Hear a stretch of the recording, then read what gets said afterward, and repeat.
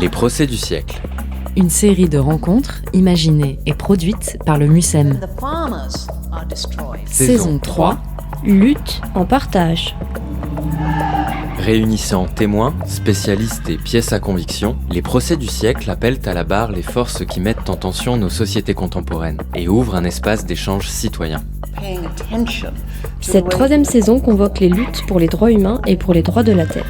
Elle explore les causes à défendre pour mieux vivre ensemble et mieux habiter notre planète. On vit en société. Donc à partir de ce moment-là, l'intime est politique. Les procès du siècle, saison 3. Lutte en partage. 16 épisodes enregistrés en public dans l'auditorium du MUSEM de novembre 2023 à mars 2024. Épisode 7. Écocide et crimes coloniaux. Avec Tuitiano, Philippe Sands et Thomas Legrand à la modération. Bonjour à tous, merci d'être là, nombreux. Et aujourd'hui, nous intéressons aux crimes d'écocide et principalement aux crimes coloniaux et post-coloniaux. Alors pour évoquer ces questions, nous avons deux invités exceptionnels que je vous présente tout de suite. Thuy Thien O, réalisatrice et militante, qui nous parlera de l'agent orange, une substance chimique dévastatrice que les Américains ont épandue au Vietnam pendant la guerre. Une action en justice est intentée par une femme, Tran Tonia. Et vous allez nous raconter tout ça, et nous verrons aussi avec vous Philippe Sands, avocat international, professeur à l'University College de Londres, où on en est dans toutes ces notions juridiques d'écocide, de crime d'écocide. Alors, c'est pas encore un crime reconnu, un délit, oui, mais un crime, ce n'est pas encore internationalement reconnu, ni nationalement d'ailleurs. Vous êtes anglais et français, et on va d'abord commencer avec vous. Parce que, avant de parler d'écocide, on va parler de colonie et de post-colonie. Et je voudrais présenter ce livre que je vous conseille. C'est un livre qui se lit comme un roman noir. Et c'est une histoire incroyable. La dernière colonie, je vais vous laisser nous la raconter, mais je voudrais que, comme point de départ, vous nous racontiez comment vous avez eu cette idée. C'est le Premier ministre de l'île Maurice qui un jour, je crois que vous étiez au ski, un jour il vous appelle et il vous dit puisque vous êtes avocat, puisque vous êtes anglais, puisque vous êtes spécialiste de la colonisation et toutes ces choses-là, et puis puisque vous n'avez pas peur de poursuivre votre propre pays, l'Angleterre, puisque vous l'avez déjà fait, l'Angleterre a participé à la guerre de 2003 en Irak, une guerre illégale, et vous avez donc poursuivi, puisque tout ça, j'ai quelque chose à vous demander. Qu'est-ce qu'il avait à vous demander, le Premier ministre de l'île Maurice, Philippe Sands? C'était en avril 2010 et j'étais sur une siège téléski. Alors j'ai pris le téléphone et une femme m'a dit Premier ministre de l'île Maurice voudrait vous parler maintenant. Et quand un Premier ministre vous dit on veut parler maintenant, c'est assez difficile. Même sur un télésiège, vous prenez. Même sur un télésiège. Alors je parle à ce monsieur, il me raconte une petite histoire que je ne connaissais pas du tout. C'est une ancienne colonie britannique qui s'appelle l'île Maurice, aujourd'hui un pays indépendant, mais qui a obtenu son indépendance seulement en 1968.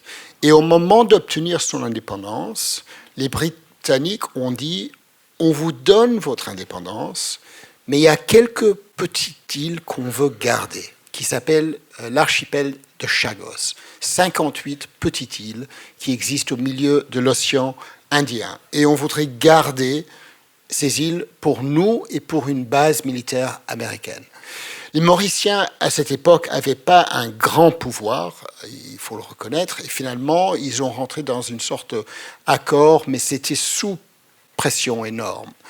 Ils ont obtenu leur indépendance, ils ont perdu les îles, et entre 68 et 73, la totalité de la population, plus de 2000 personnes, descendues de l'esclavage, tous noirs, ont été virés par force. Et le Premier ministre me dit, Philippe Sands, est-ce que vous êtes prêt à travailler contre votre propre pays pour obtenir notre souveraineté sur ces îles? Expliquez-nous pourquoi ils ont été virés par force. Ils ont été virés par force pour des principes juridiques. C'est un peu complexe, alors je vais simplifier. En 1960 a été créé le principe en droit international de l'autodétermination. L'idée que que toute population a droit de décider pour elle-même le contexte dans lequel ils vont vivre leur vie, leur gouvernance, etc., etc. La réalité pour les Britanniques, c'était en fait, ils voulaient seulement une de ces 58 îles, qui s'appelait Diego Garcia, où il y a aujourd'hui une grande base américaine. Mais la réalité de l'émergence du droit international était qu'il fallait obtenir le consentement de la totalité de la population de toutes les îles et de l'île Maurice. Et ils ont décidé de virer la totalité de la population pour établir le principe qu'il n'y avait pas de population et donc aucun consentement nécessaire. C'était vraiment épouvantable. Et vous avez donc mené ce combat ? On a mené le combat qui a commencé pour les Mauriciens en 1968 et finalement on est arrivé à la Cour internationale de justice en 2018-2019, une grande plaidoirie et la Cour internationale de justice a donné justice à l'île Maurice. Je voudrais que vous nous parliez d'une femme très importante dans votre livre, elle est très attachante. Oui. Madame Élysée, c'est son nom. Oui, c'est un point de contact. Et là, on plaide pendant 3 heures, mais on était très clair que c'était très important que les juges entendent la voix des Chagossiens. Et finalement, on a choisi une Chagossienne, une femme absolument remarquable, Lisby Élysée, née en 1953, qui n'est jamais allée à l'école, elle ne peut pas lire, elle ne peut pas écrire, qui a donné un témoignage qui a duré que 3 minutes et 47 secondes, qui a complètement transformé l'affaire. Et là, on voit vraiment la puissance d'une voix, de l'émotion, de la réalité de la chose. Et on voyait sur les visages des juges la transformation qui est possible. Et le fait que c'est une femme était pour moi, et pour nous tous, absolument clé. C'est important ce que vous nous dites parce que quand on parle d'écocide, de crimes postcoloniaux, on a l'impression que ce sont des machines implacables et qu'il y a rien à faire, que les grandes entreprises, les grandes multinationales, le capitalisme mondial et les États-Unis et leurs alliés européens sont tout puissants. Et vous nous disiez les juges, ce qui est important, les juges sont des êtres humains. On va retourner sur ce thème, mais les juges lisent les journaux, regardent les télévisions, ils ont des enfants aussi. Les enfants leur disent « Maman, papa, grand-père, grand-mère, qu'est-ce que tu fais dans ce domaine ?» Et dans ce contexte du colonialisme et de l'histoire, par exemple, de l'esclavage, du traitement dans les colonies, la perspective de la nouvelle génération est vraiment très différente. Je connais moins en France qu'en Angleterre, mais en Angleterre, maintenant, on est... Je pense sur le moment, pour la première fois, qu'on va avoir vraiment un débat de l'effet britannique sur l'Afrique, sur l'Amérique du Sud, sur l'Asie. Ça commence. C'est plus lent chez nous, mais ça commence. Oui. Effectivement. Alors, ça me permet de passer à votre cas, Thuy Thien Ho. D'abord, je pense que pour introduire l'affaire de l'agent orange, donc l'agent orange, on l'a dit, c'est cette substance terrible qui a été déversée sur le Vietnam par les Américains pendant la guerre du Vietnam. On va diffuser votre pièce à conviction qui est tout simplement la bande-annonce de votre documentaire parce que, je ne sais pas si je l'ai dit tout à l'heure, vous êtes documentariste et militante écologiste et militante des droits de l'homme et vous avez fait un documentaire. Voici la bande-annonce. S'il n'y avait pas eu la guerre froide, particulièrement en Asie, il n'y aurait pas eu non plus d'implication américaine au Vietnam.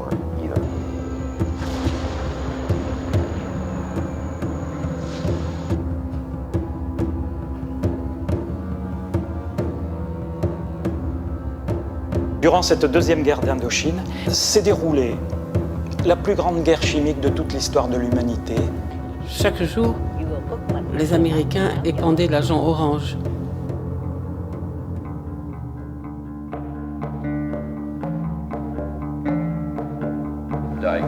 On a découvert que j'étais atteint d'un cancer.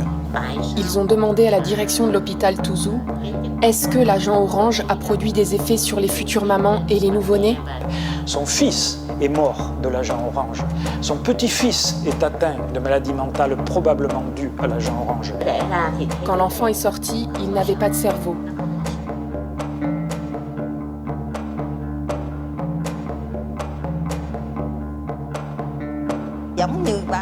Son père est mort et lui, il a des petits nodules sur le fond de l'œil. Si mon petit-fils venait à mourir, comment lui survivre ?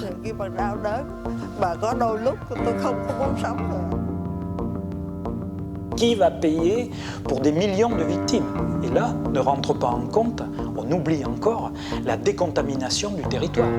Les vaincus sont jugés pour crimes de guerre, les vainqueurs ne le sont pas.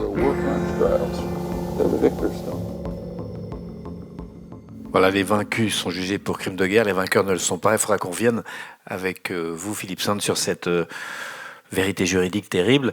Mais avec vous, ThuyIen Ngo, d'abord je voudrais que vous nous parliez de l'agent orange, de cette période, de ses effets, de ce que c'était exactement. L'agent orange a été déversé sur le Vietnam de 1960 à 1971.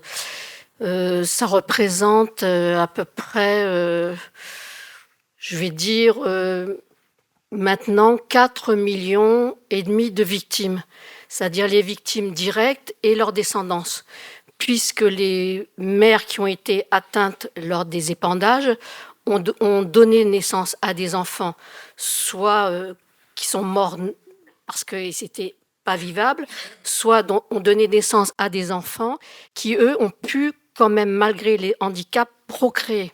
Et donc, c'est des millions de litres de dioxine qui ont été épandus au Vietnam, donc qui a touché à la fois la population, les eaux, les rivières, les nappes phréatiques, etc. Je me souviens quand j'étais au procès de Tran Tonga qui s'est tenu à Ivry et qui est un des avocats, l'avocat de Monsanto d'ailleurs, qui disait « Mais Madame Nga, vous vous plaignez là, vous êtes en train de vous plaindre de nous, mais que faisiez-vous sous les bombes, enfin sous les épandages? Vous les avez bien vus arriver, pourquoi vous vous êtes pas cachés ?» Alors il faut préciser qui est Tran Tonga, parce que vous avez parlé de Tran Tonga plusieurs fois. Oui. Tran Tonga, un peu comme Madame Élysée, en plus bavarde et plus active, je crois qu'elle a parlé un peu plus que 3 minutes 20. Tran Tonga est une activiste qui aujourd'hui a 83 ans, voilà. Et qui se bat pour... Absolument. Alors, Tran Tonga, donc, était dans les zones qui subissaient les épandages, et elle était journaliste à l'époque pour l'armée de libération nationale, et donc elle suivait les maquisards comme ça, et elle était dans une des zones qui avait énormément d'épandages, parce que la zone était près des bases américaines. Donc évidemment, les maquisards essayaient de prendre la base, etc. Donc elle les suivait. Elle était jeune, elle avait une trentaine d'années. Et donc, quand elle a reçu ces épandages, c'était de la poudre blanche, comme elle disait, qui lui a collé dessus. Bon, elle a dit, c'est pas grave, il y aura... Elle ne se rendait pas compte. Elle ne se rendait pas compte du tout. Personne ne se rendait compte, d'ailleurs.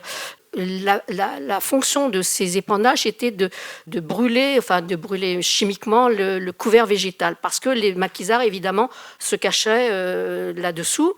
Elle a donné naissance à une petite fille qui est morte. Sa peau a commencé à se défaire en lambeaux, elle a une maladie de cœur, etc. Je vous parle de la petite fille, pourquoi ? Parce que lors du procès, là on espérait que l'avocate, qui était une femme, serait moins violente, mais la violence venait de la femme. Lui a dit « Mais madame, vous dites que c'est à cause de l'agent orange que votre fille est morte, mais ne pensez-vous pas que c'était votre irresponsabilité d'être dans ces zones-là, qui étaient des zones de combat, etc., et que c'est vous qui êtes responsable finalement de la mort de votre enfant, parce que vous auriez dû mieux la protéger plutôt que d'être dans ces zones. » C'est pour vous dire, mais la violence des paroles et de la pensée de ces gens-là. Alors, il faut préciser, vous parlez du procès de Ivry, parce que c'est compliqué, il y a un procès en France. Oui. Pourquoi Tran Tonga a intenté ce procès en France contre 25 ou 28, je crois, sociétés, dont Monsanto, évidemment, toujours là, sociétés qui ont fabriqué Alors parce que, en fait, les victimes de l'agent orange vietnamienne ont voulu porter le procès aux États-Unis, comme les soldats américains l'avaient fait. Et les soldats américains qui avaient, par ricochet, respiré l'agent orange avec le vent, évidemment, le vent renvoyait l'agent orange. Et donc, eux, ils ont fait procès. Quand ils ont eu des maladies, ils ont fait procès pour avoir des indemnités des entreprises. Et ils les ont eues. Donc, les victimes... Alors, il n'y a pas eu de procès, il y a eu un arrangement. Oui, il y a eu un arrangement, c'était des millions de... Des millions qui se sont répartis. Voilà. Et comme souvent aux États-Unis, dans une société comme ça, il n'y a pas de procès, voilà. On dit l'avant. Voilà, absolument. Vous avez raison. Et donc, les victimes vietnamiennes ont dit, nous, on va faire la même chose. Nous, on a des millions de victimes, on va faire un procès. Et donc, ils ont été aidés par les vétérans américains. Et ils ont soutenu les victimes vietnamiennes. Ils les ont même invités, ils les ont même donné des documents, ont aidé avec leurs propres avocats les victimes vietnamiennes pour qu'elles fassent ce procès. Malheureusement, ces victimes ont été déboutées. Et donc, comme le procès n'était plus possible aux États-Unis, c'est là qu'il y a eu un tribunal d'opinion, et pas un tribunal judiciaire, enfin si je ne me trompe pas, un tribunal d'opinion qui disait mais c'est pas possible de laisser ces trucs-là sans qu'il y ait un jugement. Donc il y a eu des personnalités qui se sont réunies, qui ont dit il faut faire un vrai procès. Et c'est là que William Bourdon, l'avocat français, a dit moi je suis prêt à vous défendre bénévolement et on fait le procès. Et Nga, à l'époque, elle avait plus de 70 ans. Elle a dit, je suis trop vieille pour faire ça. Combien de temps ça va durer ? Il lui a dit, on ne sait pas. Mais voilà. Donc, elle a réfléchi. Elle a dit, OK, c'est mon dernier combat, je le fais. D'accord. Et alors, on va revenir sur ce sujet, mais on a sur ce sujet un témoignage. Et j'appelle le premier témoin. Bonsoir, je suis Grégoire. J'ai participé samedi à la commission d'enquête et je vous donne lecture d'une plaidoirie inspirée des travaux de cette journée. L'histoire et l'engagement de Trantonia est exemplaire. Une femme seule assigne en justice 14 des plus grandes compagnies de l'industrie agrochimique américaine ayant produit et fourni à l'armée l'agent orange en toute connaissance des effets de la dioxine sur le vivant en général et sur l'être humain en particulier. Derrière cette voie solitaire se pressent 4 millions de victimes muettes directement affectées par les épandages. Se pressent 100 000 enfants vietnamiens nés dans des corps monstrueusement mal formés et la multitude des enfants encore à naître, condamnés d'avance, eux aussi, à ce châtiment inhumain. Et c'est aussi la voie des forêts brûlées sur pied par le pesticide, la voie des rizières, des champs, des rivières et des fleuves infectés, de la terre empoisonnée. Et pourtant, l'unique voix qui porte cette immense clameur n'est pas entendue par la justice, ni aux États-Unis, ni en France. Au sortir de l'audience du tribunal d'Évry, qui a rejeté sa plainte en mai 2012, Trantonia a déclaré « Le combat ne fait que commencer ». Malgré ce déni de justice, elle nous dit « Ce n'est pas inutile, on avance ». Sans rien oublier de cette tragédie passée et qui continue de gangrener le présent d'un peuple entier, cette détermination force notre regard à rester tourné vers l'avenir. L'action de Trantonia en justice, si elle n'obtient pas réparation, du moins porte-t-elle ce crime devant la conscience des hommes. La volonté à dire l'innommable est le seul antidote au poison, l'ultime arme des faibles dans ce rapport de force effroyablement inégal. En 1967, en pleine guerre du Vietnam, les philosophes Jean-Paul Sartre et Bertrand Russell créent le premier tribunal d'opinion dont le but de dénoncer les crimes de guerre des États-Unis au Vietnam est déjà l'usage de l'agent orange fourni par Monsanto. Un faux procès pour un vrai débat. Il s'agit d'alerter l'opinion publique à travers une mise en accusation fictive mais fondée sur le droit international. Au cours des décennies qui ont suivi, d'autres tribunaux d'opinion ont été mis en place sur le même modèle. Le tribunal Russell sur les dictatures d'Amérique latine, le tribunal Russell sur le coup d'État chilien, le tribunal Russell sur la Palestine, le tribunal international des droits de la nature constitué lors de la COP21 à Paris en 2015, le tribunal Monsanto qui s'est tenu à La Haye en 2016-2017, le tribunal pour les crimes contre la nature et le futur de l'humanité créé à Rio en 2020. Toutes ces initiatives citoyennes répondent à un même besoin. En l'absence d'une institution juridique ou devant la surdité des instances officielles, il s'agit de créer un tribunal de faits. Dans le cadre d'audiences publiques et à partir des témoignages de victimes et de travaux de recherche présentés en preuve, un jury formé de personnalités publiques, y compris de véritables juges, se prononce pour dénoncer des actes de violation des droits humains et des dommages écologiques perpétrés par les multinationales ou les États, propose de nouveaux concepts juridiques afin de répondre à de nouveaux enjeux et alerte l'opinion publique et les instances internationales. L'ensemble de ces tribunaux d'opinion et des différentes associations et ONG qui s'y investissent militent pour que le crime d'écocide soit enfin reconnu et inscrit au statut de Rome, texte fondateur de la Cour pénale internationale. Et sans doute, depuis la création du premier tribunal d'opinion en 1967, cette vaste mobilisation citoyenne n'est-elle pas pour rien dans la création effective de cette même Cour pénale internationale 36 ans plus tard, en 2002, qui instaure dans le droit international la possibilité de poursuivre et de juger les personnes accusées de génocide, de crimes contre l'humanité, de crimes d'agression ou de crimes de guerre. Alors non, la mobilisation de Trentonia n'est pas vaine, son combat n'est pas perdu d'avance. La mobilisation citoyenne pour une prise de conscience peut faire bouger les lignes et changer les rapports de force. Notre présence ici ce soir en porte témoignage. Je vous remercie.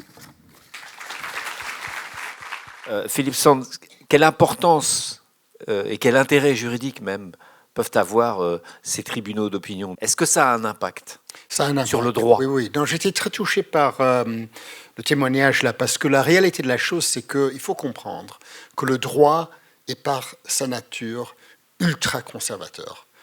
C'est un système qui reprend les valeurs de 30 ou 40 ans en avant. Et surtout, les juges qui siègent représentent des valeurs, pour la plupart, qui ont été leur inspiration quand ils avaient 20 ou 30 ans. Alors quand on arrive à 60 ans, par exemple aux années 90, et on n'a jamais étudié le droit de l'environnement, on s'en fout pour l'environnement, ça n'a aucune valeur. Par contre, aujourd'hui, la nouvelle génération des juges qui siègent, ils ont étudié le droit dans l'environnement, ils savent ce que c'est. Et donc, les délais, dans ce temps, sont fortement touchés et formés par ce genre de procès. Alors, je travaille en ce moment, je finis un nouveau livre sur l'affaire Pinochet à Londres. Pinochet arrive en octobre 1998 à Londres et, remarquablement, il se fait arrêter le soir du 16 octobre 1998. Et c'est la première fois dans l'histoire de l'humanité qu'un ex-président d'un pays est arrêté dans un pays tiers pour crimes contre l'humanité et génocide. Pourquoi est-ce que ça s'est passé? Ça s'est passé parce qu'en 73-74, Bertrand Russell, Sartre et ces gens faisaient des procès informels à Rome qui ont eu un effet de grande importance. Ils ont été représentés dans les journaux, les gens ont parlé de ça, les jeunes ont reconnu ce qui s'est passé, et petit à petit, les jeunes sont devenus des avocats, des hommes et des femmes de la politique, et même des juges. Ils arrivent à un moment où devant eux, ils ont un ancien président, un dictateur, ils se disent, tiens, mais je connais cette histoire, Chile, 73, septembre, on se souvient un peu, à cause de ce qu'il y avait dans les journaux, et ce qu'il y avait dans les journaux, c'était ces tribunaux très souvent informels, où il y avait des témoignages exactement comme Grégoire l'a présenté. Ça passe exactement comme ça, une grande importance. Est-ce qu'un procès comme celui que cherche à intenter Trentonia, on voit que pour l'instant c'est bloqué, qu'elle est déboutée, est-ce que ça peut aboutir? Est-ce que les entreprises concernées peuvent finir par payer? Est-ce que ça va marcher? Oui, bon, je ne connais pas les détails de ce procès, et surtout, je ne connais pas assez bien le droit français, mais je comprends par les procès dont moi j'ai participé, que petit à petit, avec le passage des années, c'est possible d'avoir des résultats incroyable. Imaginez-vous ce moment en avril 73, où Lisby Élysée se trouve sur son île avec 400 personnes, et comme elle me l'a raconté, je vois quelque chose que je n'ai jamais vu avant. Je vois un homme blanc sur mon île. Il vient vers moi, il me dit « Madame, vous allez quitter cette île demain, nous fermons l'île. » Elle a lutté pendant 45 ans pour arriver à ce moment de témoignage devant la Cour internationale de justice. C'est énorme. Qu'est-ce qui se passe quand elle arrive devant la Cour internationale de justice? Elle m'a dit, j'étais étonné. Devant ces 15 juges, ces 14 juges qui ont siégé, je vois un noir qui est président. Comment c'est possible qu'un Africain de la Somalie soit président? C'est un grand juriste, je lui explique. Et elle se sentait rassurée. Elle ne pouvait même pas imaginer que c'est possible, dans un monde comme ça, que la Cour internationale de justice à La Haye aurait un président qui est noir. Et elle m'a dit, on s'est compris. On s'est regardé à travers la salle et il comprenait exactement ce qui m'est arrivé. Et je lui ai posé la question, si c'était un blanc de 80 ans, elle m'a dit non. Il n'aurait pas du tout compris ce qui m'est arrivé quand j'avais 20 ans. Alors, c'est ces petits changements qui ont des conséquences très importantes, mais ça prend vraiment du temps. Au Vietnam, est-ce qu'il y a un retentissement de cette affaire, de ce procès? Est-ce que les autorités politiques vietnamiennes s'emparent de cette question et soutiennent ceux qui mènent ces procès? Il faut la conviction et l'esprit de combat de Nga. Parce que il faut savoir que le Vietnam a vécu quand même, après la guerre coloniale française, puisque c'est aussi écocide des crimes coloniaux, après la guerre coloniale française, tout de suite après, ce sont les Américains qui sont arrivés. Le Vietnam n'a jamais connu la paix, 75, la libération, donc plus de 50 ans de guerre ininterrompue, bombardements, napalm, tout détruit. Et ensuite, le blocus économique. Ça, il ne faut pas l'oublier, le blocus économique. Ça veut dire que vous êtes dans un pays qui n'a plus rien. La France, elle a vécu la guerre 39-45. Ensuite, il y a eu le plan Marshall. Mais le Vietnam, après tous ces années, ces 50 années de guerre ininterrompue, eh bien, le blocus économique qui dure jusqu'en 94. Vous imaginez, pris à la gorge, le Vietnam a essayé de s'en sortir. Et après, avec la chute du mur de Berlin, etc., il n'y avait plus d'aide des pays socialistes. Eh bien, le Vietnam ne pouvait plus s'en sortir. Et les Américains, c'est là qu'ils ont dit « Ok, maintenant, vous avez bien compris, on a fini de jouer. Bon, maintenant, on arrête l'embargo. » Aujourd'hui, le gouvernement n'a pas envie, maintenant que l'embargo est fini, le gouvernement n'a pas envie de remettre tout ça, c'est ça? Absolument, absolument, ils ne veulent pas. Et c'est d'ailleurs pour ça que le procès n'a pas tellement réussi, disons, aux États-Unis, parce que suite à l'embargo, le Vietnam a promis, c'était dans les textes, enfin, dans sous-texte, vous nous faites pas de procès, vous nous faites rien et on n'en parle plus et on lève l'embargo. Ben, les Vietnamiens, qu'est-ce qu'on choisit? On choisit 40 millions de Vietnamiens ou bien on choisit quelques millions de victimes? Ben, le choix était difficile. Donc, ils ont créé une association qui s'appelle l'Association vietnamienne des victimes de l'agent orange. C'est l'association vietnamienne qui a porté le procès et pas du tout le gouvernement, même si c'est le gouvernement qui a été à l'initiative de l'association vietnamienne. Donc ils laissent faire, mais ils sont pas en avant. Et donc ils laissent faire Nga en disant « Ok, on t'aide. Si tu as besoin d'argent, on t'en donne un petit peu, pas beaucoup, parce que le procès coûte beaucoup plus cher que ce que le gouvernement nous donne. Donc c'est pour vous dire... » Alors on va continuer sur le sujet de l'écocide avec l'affaire du chlordécone aux Antilles. Et là, j'appelle Justine Bobot, conservatrice au MUSEM, et qui nous présente les pièces à conviction tirées de la collection du musée. Alors, bonjour à tous et à toutes. L'objet que je vous ai ramené de manière numérique aujourd'hui, c'est une carte réclame de la fin du 19e et du début du 20e siècle qui présente, comme vous le voyez, la production de la banane en Guadeloupe. Comme Thomas Legrand vous l'a dit, je voudrais ainsi évoquer l'exploitation des ressources agricoles pour l'exportation et aux dépens des populations locales, cela dans un contexte colonial ou post-colonial, et surtout comment cette exploitation agricole peut mener à des scandales sanitaires. Alors qu'est-ce que c'est que cette carte réclame que je vous ai ramenée ? Donc, cette carte, elle présente d'un côté la plante, le bananier, qui est représenté, décrit un peu comme dans un imagier pour enfants ou bien comme dans un manuel de biologie destiné aux scolaires. Et puis de l'autre côté, vous voyez représenté de manière idéalisée la récolte de la banane en Guadeloupe par des populations autochtones. Alors évidemment, c'est une image très simple, simplificatrice même et quelque peu exotisante. La carte réclame, c'est en effet une production publicitaire éditée en masse à la fin du XIXe siècle par certaines marques, et elles étaient diffusées par le biais de commerçants ou par exemple dans les emballages des produits que vous pouviez acheter. Alors cette carte réclame, elle sert ainsi à mettre en valeur la production de la banane, à glorifier les ressources agricoles de l'Empire français, à un moment toutefois où la production de la banane dans les Antilles reste limitée. À l'époque, la production est essentiellement vivrière, donc essentiellement locale.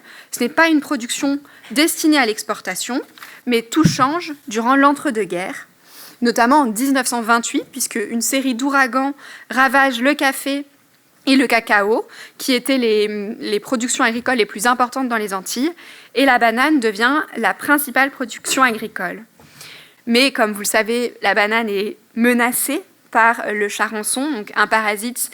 Et en 1972, la France autorise ainsi l'utilisation du chlordécone pour protéger cette industrie. Et c'est le début d'un scandale sanitaire et écologique très important. Et je pense que quelqu'un d'autre va développer cette question. Donc j'en reste là. Merci beaucoup, Justine. Et c'est notre témoignage numéro 2. On passe directement au témoignage numéro 2 qui est sur le même sujet et qui est issu toujours de la commission d'enquête de samedi. Bonjour, je m'appelle Gradiva et j'ai participé samedi à la commission d'enquête. Et ce soir, je serai Enrica, 64 ans, agronome à la retraite. Je suis donc Enrica et j'ai travaillé comme agronome en Guadeloupe entre 1983 et 1993. La première fois qu'on me met la puce à l'oreille sur le chlordécone, c'est mon copain Firmin. Le chlordécone, à l'époque, c'était un remède miracle contre le charançon du bananier, un insecte qui détruisait les cultures, ce qui préoccupait beaucoup les grands propriétaires des plantations bananières. Firmin me dit donc, ce soir-là, que de nombreux de ses copains sont morts de cancer. Il a enterré le jour même un 5e collègue et sa femme, qui a travaillé dans la même plantation que lui, est à nouveau en chimio pour un cancer du sein. Il évoque ces sacs qui manipulent à main nue et sans protection et qui dégagent de la chaleur et de la poussière quand on les ouvre. Les avions qui pratiquent l'épandage, même quand ils travaillent. L'odeur, il ne la supporte plus. Mais le patron lui a dit qu'il pouvait rentrer chez lui, si cela ne lui convenait plus. Peu après, je suis rentrée en France, mais cette histoire m'a trotté dans la tête et j'ai commencé à me renseigner sur cette affaire. On n'en parlait pas à l'époque. Maintenant, on est plus au courant. Le chlordécone, c'est donc un pesticide ultra toxique et ultra résistant, répandu pendant plus de 20 ans dans les bananeraies de Guadeloupe et Martinique, et qui perdure plusieurs centaines d'années dans les sols.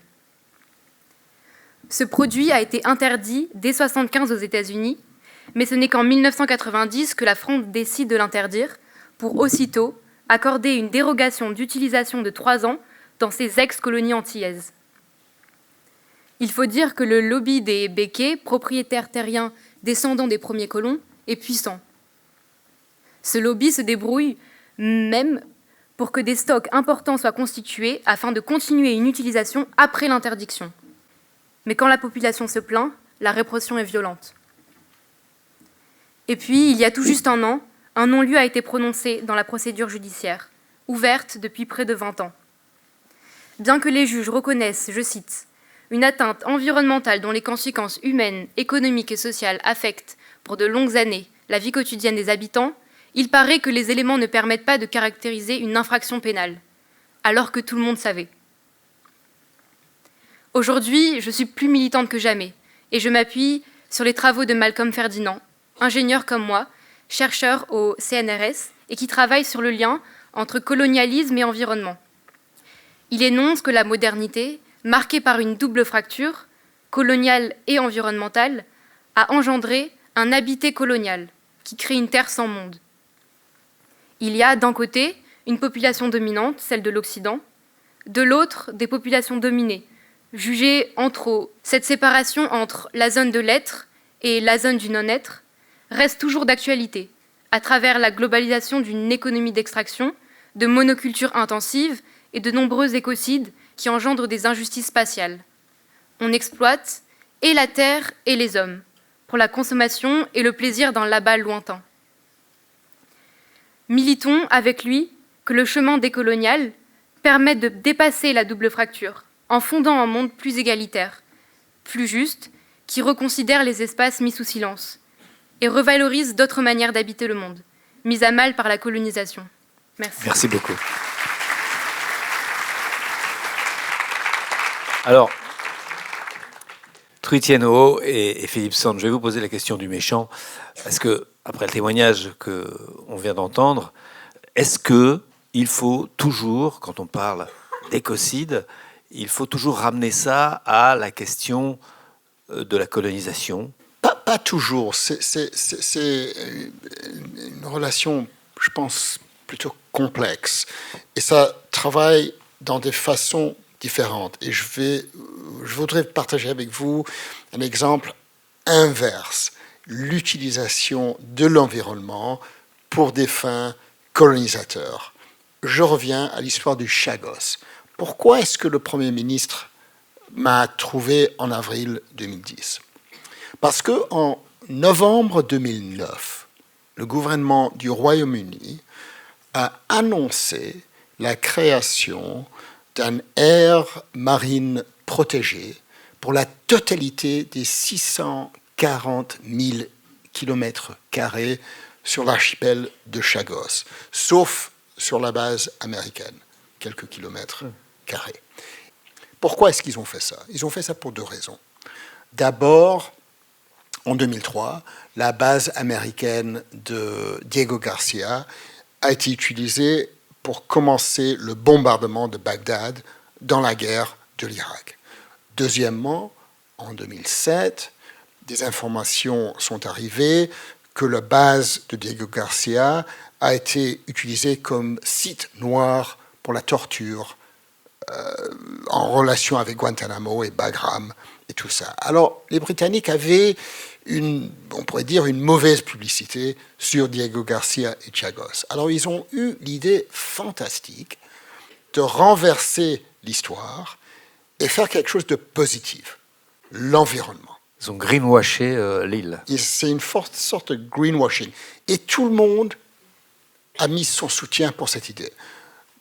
Greenpeace, Friends of the Earth, WWF, toutes les grandes organisations de l'environnement ont dit fabuleux, on met notre soutien à cette idée.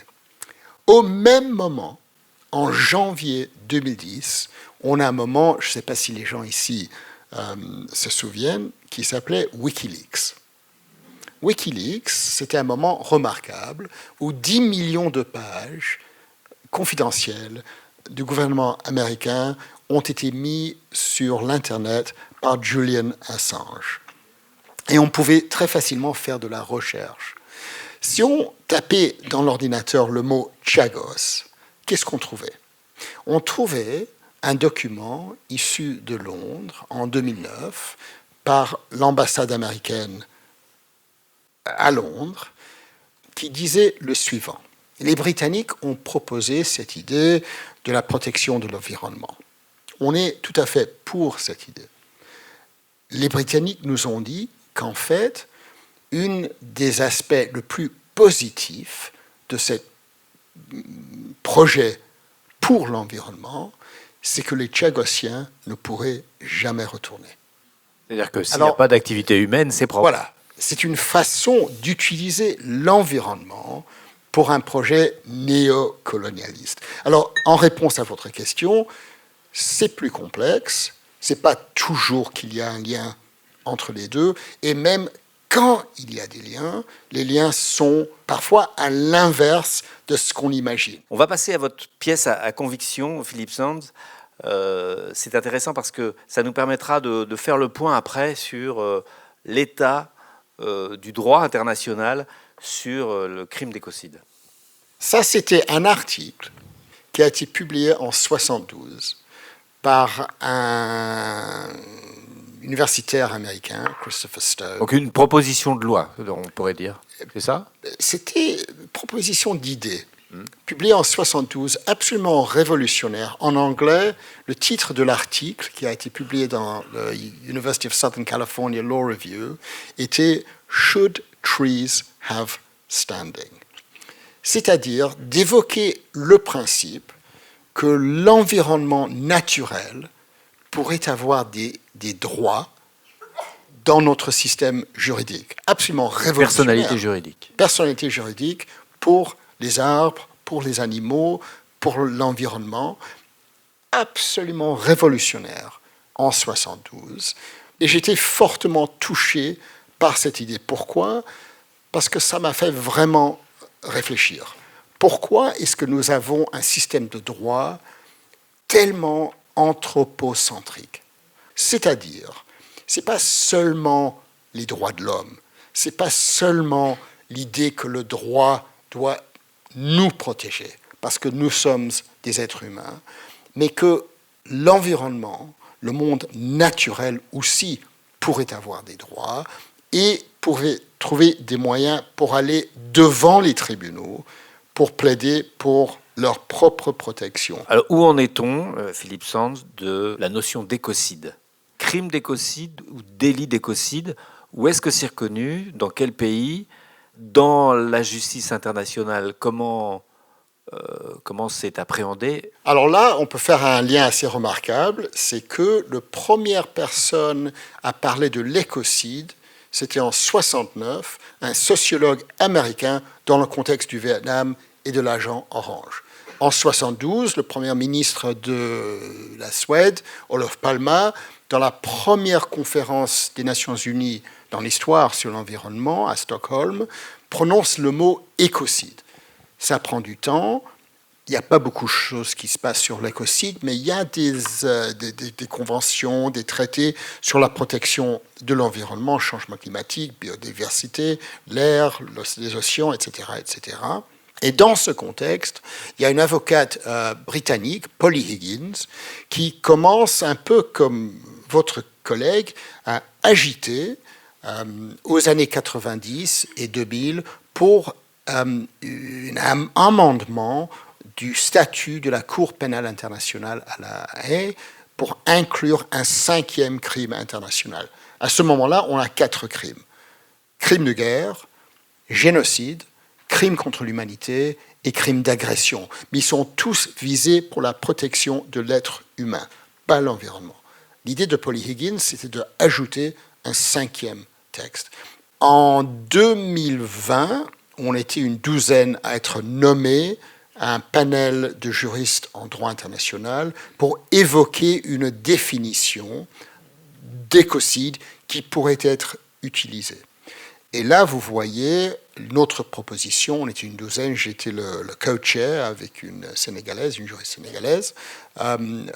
Au fin du présent statut, écocide s'entend d'acte illégal ou arbitraire commis en sachant la réelle probabilité que ces actes causent à l'environnement des dommages graves qui soient étendus et durables.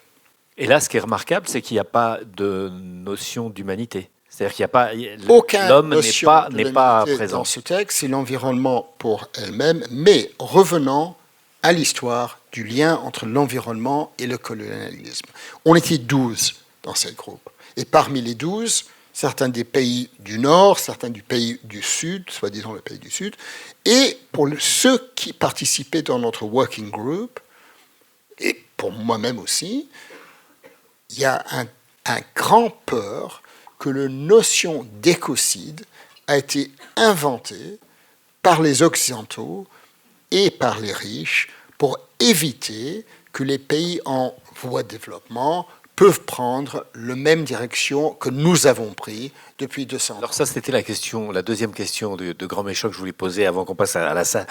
C'est qu'effectivement, c'est bien gentil maintenant que nous avons, nous, pays du Nord, avons bien exploité, et chez nous et ailleurs, la nature. Comment ça peut être accepté dans d'autres pays? Est-ce que dans des pays du Sud qui sont en plein développement ou qui sont entreprises qui sont en train de se développer, qui voudraient atteindre nos standards, peut-être qu'on peut parler du Vietnam. Comment est-ce que ces notions-là, chez vous, Thuy Thien Ho, sont des notions qui interpellent aussi la jeunesse, peut-être comme dans les pays du Nord? La jeunesse, mais aussi le gouvernement, parce que le gouvernement vietnamien a été le premier à interdire l'utilisation de pesticides et tout ça. Il a interdit à Monsanto de travailler au Vietnam. Donc, on essaye de faire en sorte que ça se passe mieux, qu'il n'y ait plus ce genre de choses. Mais voilà, c'est comme le réchauffement climatique. On dit aux pays du Sud, oui, faites pas ci, mais eux... non, mais d'ailleurs, lors de la dernière COP, cet argument-là que les pays du Nord craignaient n'a pas été finalement si utilisé que ça. Donc c'est quelque chose d'intéressant à savoir. Donc c'est vrai que le Vietnam, lui, est très très sensible à tout ça. Mais... c'est le problème de l'économie et des pays pauvres. Comment on fait pour s'en sortir et s'en sortir bien, quoi. Est-ce que, juste pour finir sur cette notion d'écocide juridiquement, est-ce qu'il y a une chance que ça soit... oui, non, pas une chance, c'est à 100% ça va se passer. Ça va passer. C'est sûr que ça va passer, mais ça va prendre... Ça passera... Mais ça va prendre du temps, ça ne sera pas demain. Pays par pays, parce que des pays vont la... Alors, le premier État, et là on doit le reconnaître, c'est un État francophone, c'est la Belgique, qui a pris notre définition et qui l'a intégré presque à 100% dans son droit interne et s'est commis à obtenir un changement du statut de la Cour internationale pénale. Et maintenant, il y a à peu près... L'Union européenne s'y intéresse ou pas? Oui, remarquablement. En avril, là, dans 3 mois... la Commission européenne et l'Union européenne va adopter son nouveau règlement sur l'endommagement de l'environnement et le préambule parle de l'écocide et qu'ils adoptent une approche qui est équivalente à l'approche que nous avons définie. Alors ce qu'on voit, c'est que petit à petit, les choses commencent vraiment à changer et que le système imaginé par Christopher Stone en 1972 commence vraiment à prendre effet. Merci beaucoup. Je vous remercie tous les deux et je vous remercie d'être venus très nombreux. Cette séance a été enregistrée le 8 janvier 2024 avec la participation de Thuy Thien Ho, Philippe Sands, Justine Bobot et Thomas Legrand à la modération. C'était le podcast Procès du siècle, lutte en partage. Une proposition conçue et mise en scène par le MUSEM. À la modération, Rokhaya Diallo, Nora Hamadi, Thomas Legrand et Paloma Moritz. En partenariat avec Libération, Simone et Ventilo. Réalisation, Copie Carbone. Rendez-vous sur le site du MUSEM pour plus d'informations sur la série et les pièces à conviction. Et retrouvez l'ensemble des épisodes de la saison sur votre application de podcast habituelle. Merci pour votre écoute et à très bientôt.